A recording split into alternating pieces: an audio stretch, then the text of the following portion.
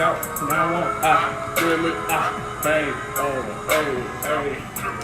know nothing about this 666 Mafia. What's happening, y'all? It's your boy Rob. Y'all go ahead and jump on in a room. We finna talk about the critically acclaimed Parasite. Let's get it. Ain't taking nothing from you. Hey, hey, hey. Come on in the room. Like, share. Be in the comments if you've seen this movie. I know some of y'all seen it.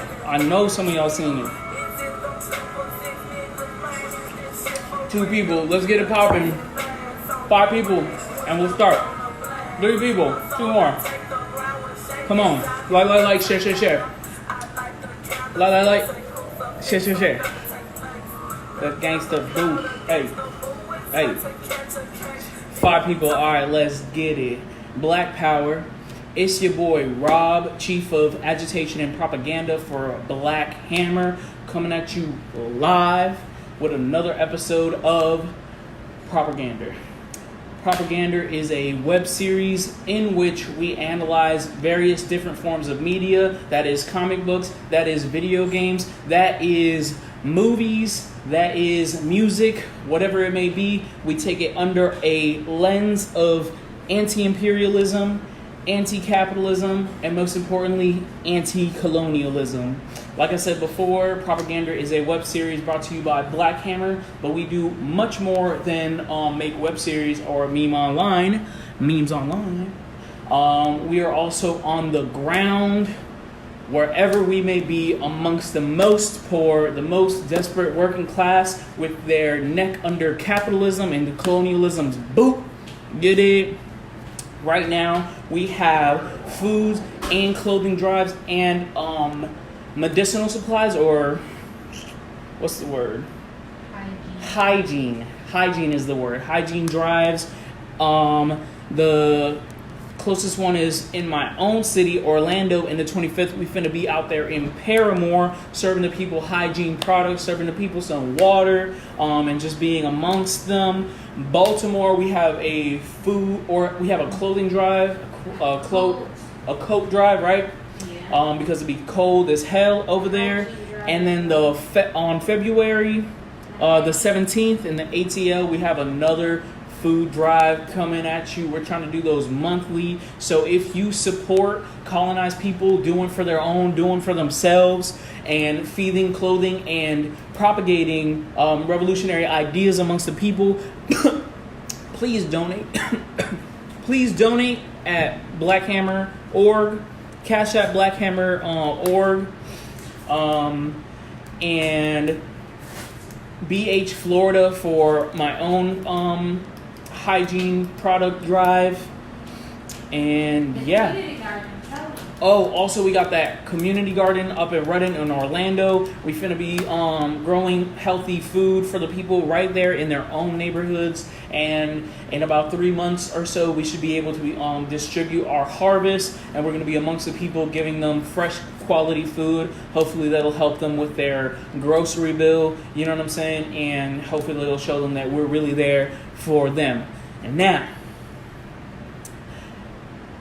ProperGander came into being because we know that no matter where you turn, it's some imperialist, capitalist, colonial propaganda. No matter where you turn, when you turn on Cartoon Network, when you turn on the news, when you turn on Comedy Central, it's always a white nationalist narrative put there to promote imperialism and all those things amongst the people. Like Malcolm X said, the media is the most powerful thing. So we made this to dissect these media, you know what I'm saying, media products, so we can interpret them, expose the white nationalist narrative in there, and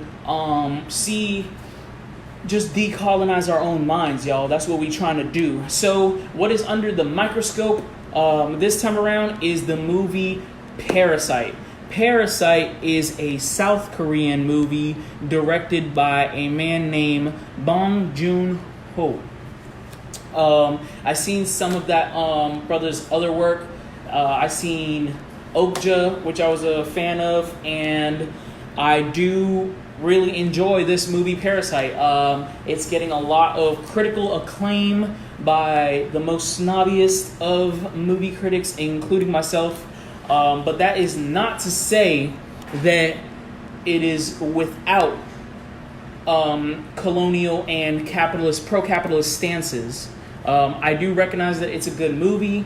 To me, it has a lot of symbolism and a lot of things to break down, a lot of meaningful scenes, you know what I'm saying, that say a lot more than they show, which I appreciate in any regard, but we have to break it down. So, to get a real quick synopsis, I'm going to read like a little general plot point. If you have not seen this movie, you should not be watching this at all, because I'm going to spoil the fuck out of it. I'm just assuming that you already seen it. I just want to like break it down for some people who might have not, so they can keep up with my analysis. You know what I'm saying? After they're done, they should watch it. Yeah. Just kidding. I'm not about to promote piracy on my channel. But yeah, go and find it whatever means necessary.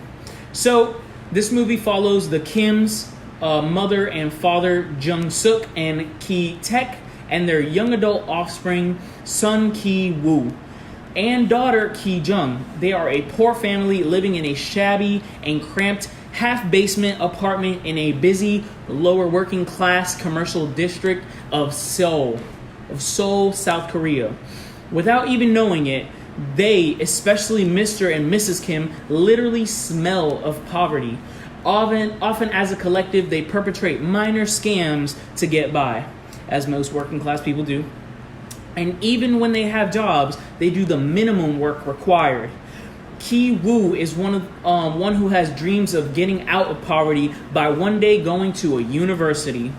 Despite not having that university education, Ki Woo is chosen by his university student friend, Min, who is leaving to go to school to take over his tutoring job, to Park Da-hee, who Min plans to date. He's going to tutor Park Da-hee, who Min plans to date once he returns to Seoul, and she herself is in university, pretty much when she's of age, which is fucking creepy as hell.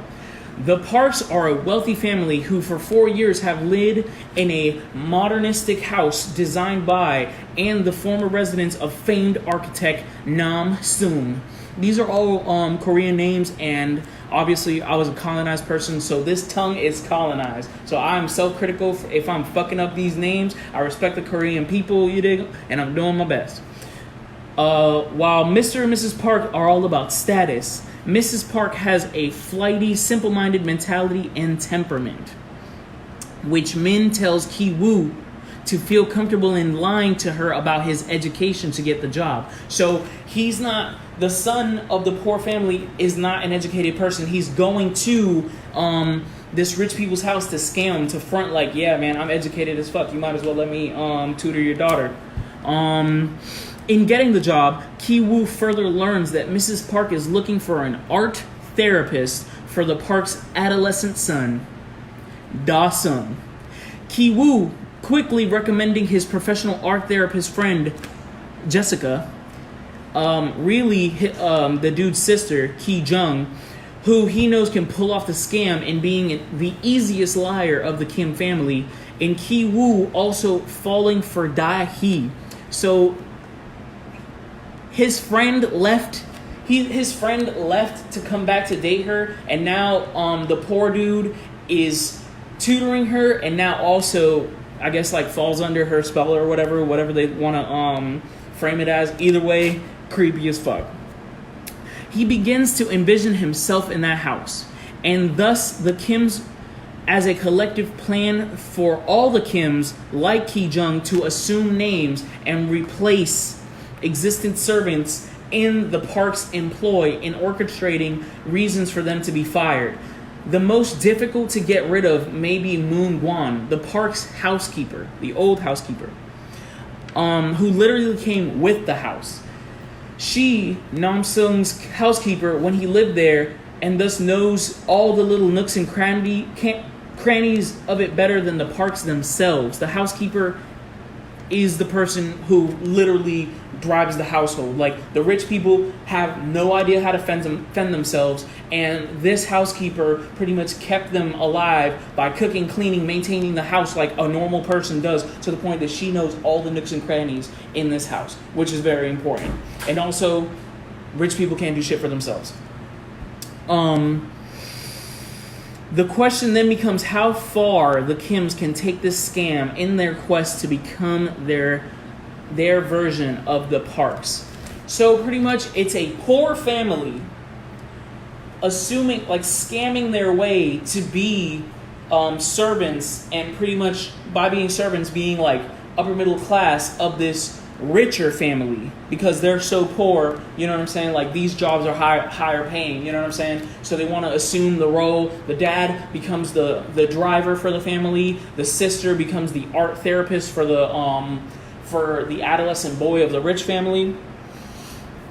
The poor man's son, the Kim's son, becomes the tutor for the park's daughter, and the Kim's mother becomes the new housekeeper.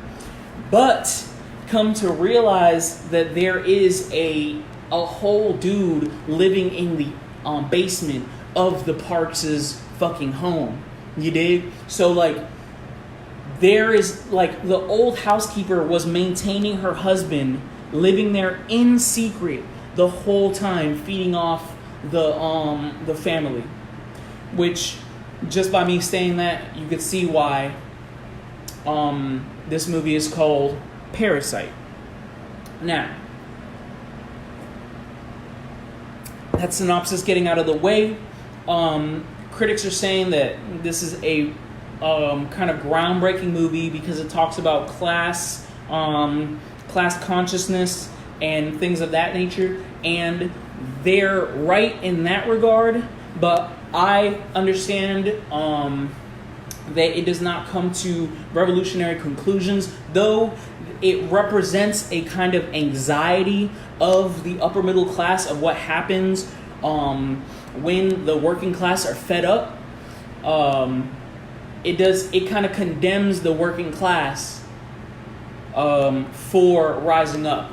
This movie, to me, is similar to Jordan Peele's Us, in which there's obviously a family that lives above, you know what I'm saying? Above ground, literally like a higher class, and they're scared of the lower class people who literally live underground. They're scared of them rising up and taking really what belongs to them, if you've seen that movie. And it applies to this movie as well. I do want to talk about certain things that I've seen that people say about this movie. I've seen that people talk about it as a foreign movie, and I've seen someone say that like the American dream is something that is prevalent around the world, which I really want to combat this narrative, because we have to understand that this is a South Korean film. Now, the importance of that lies in the understanding of colonial history. If you understand the difference between North and South Korea, you will understand that South Korea isn't really a thing. There aren't two Koreas. And I know it's some liberals gonna get real mad, and I know it's some like anarchists that might get really mad, but this is just what it is. South Korea is a fabricated nation that came into being once America was invading Korea. It is a foothold for American imperialism in Asia. The DPRK represents liberated territory. That is the territory of Korea that was able to maintain their culture, their self-determination, which as a Puerto Rican I really envy. and they get to do whatever they want in spite of America. Whatever you may feel about the DPRK, for colonized people, that is really the goal. That is really the goal. It's like, if you know anything about the history of the so-called North Korea or the DPRK, you would not question why they're called the hermit nation. You won't question why they don't fuck with the imperialist nations. You won't question why they don't fuck with the European nations and the capitalist economy in general. Because the reality is that America fucking carpet bombed the fuck out of that nation. And that nation, through its own power and the strength of Kim Il-sung and the people, you know what I'm saying, built their own nation of the DPRK. But South Korea,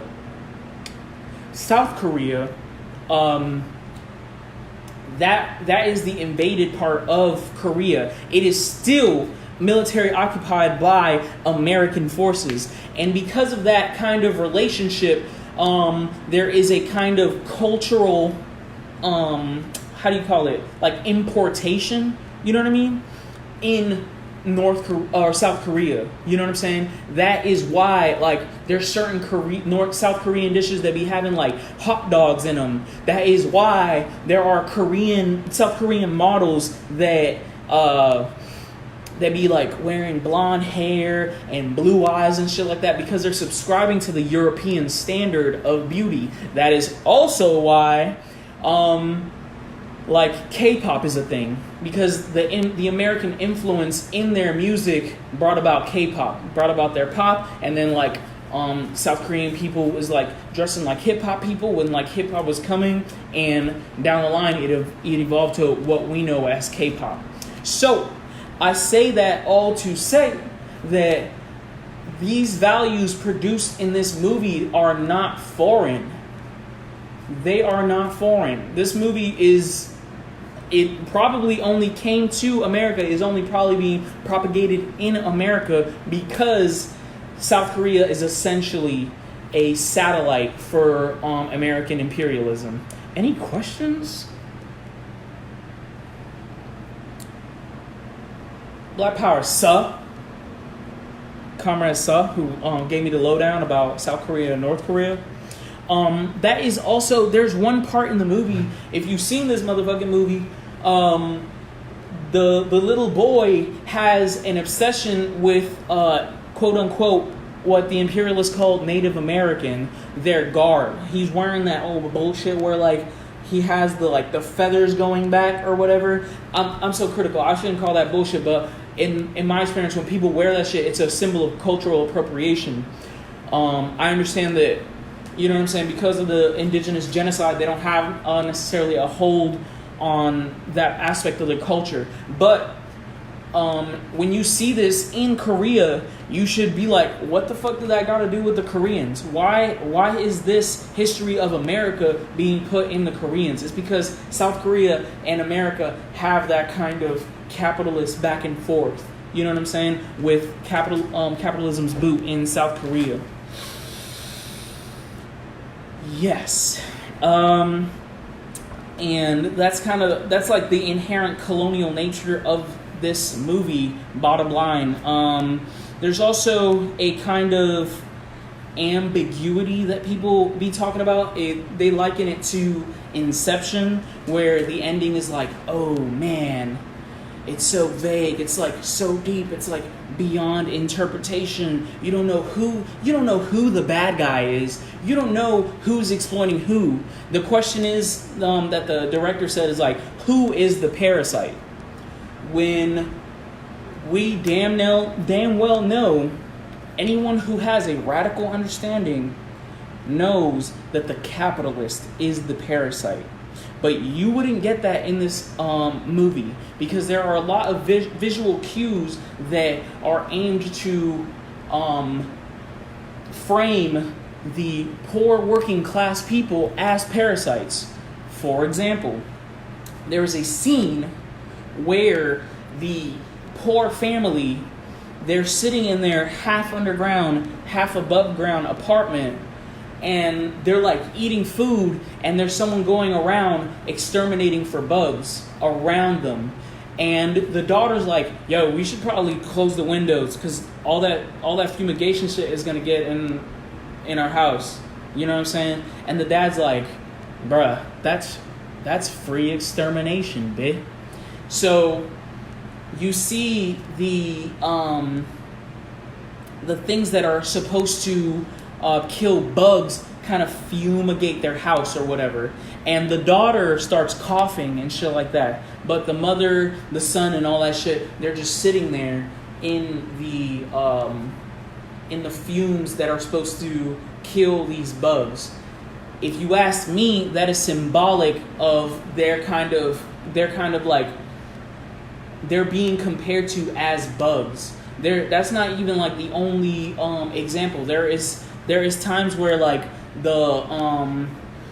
there's another scene where the little boy is outside and he has like a flashlight, and whenever they flash the light on the family who's trying to like remain low key, they scatter like bugs and like hide under the table and shit. You know, so there's these visual cues that liken the poor working class to parasites, to bugs. You know what I'm saying? Bugs and parasites being kind of like interchangeable in this context. You know, it goes a lot. It does a lot to show how like conniving the working class family, the Kims, are in order to acquire the resources of the Parks, aka the upper class people. You know what I'm saying? They forge documents, they lie like a motherfucker, they you know what I'm saying? They like drink all their liquor, all this kind of